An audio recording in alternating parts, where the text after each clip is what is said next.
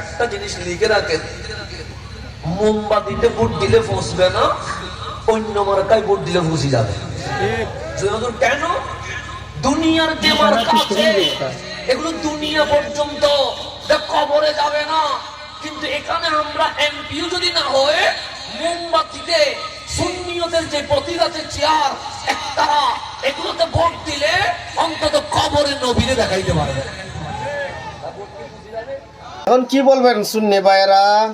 এতদিন তো তাদেরকে বলতেন ধর্ম ব্যবসায়ী জান্নাতের টিকিট দেয়, আজ পর্যন্ত কোনো ব্যক্তি প্রমাণ করতে পারবে না জামাত ইসলাম একটা জান্নাতের টিকিট দিচ্ছে। এগুলো প্রপাগান্ডা, মিথ্যাবাদী।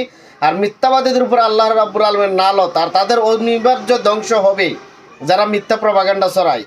আপনারা এতদিন কি বলছেন, আর এখন আপনাদের হুজুরে কি বলছে যে অন্য মার্কা দিলে পচে যাবে, এগুলো দুনিয়ার মার্কা। আর মোমবাতি, চেয়ার, একতারা এগুলো হলো মানে আখেরাতের মার্কা। এগুলোর মোমবাতি মার্কায়, চেয়ার মার্কায়, একতারা মার্কায় ভোট দিলে কবরে নবীজি সাল্লাল্লাহু আলাইহি ওয়াসাল্লামকে দেখানো যাইব। এখন কি বলবেন? মোমবাতি মার্কায় ভোট দিলে নিয়ে পোস্টার সাথে নিয়ে যাবেন, নিয়ে নবীজির কবরে দেখাইবেন আমি মোমবাতি মার্কায় ভোট দিছি।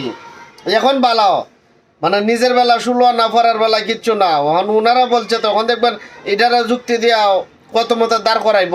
এটা তো প্রমাণ পাইলেন। এখন কারা ধর্ম নিয়ে ব্যবসা করতে চাই?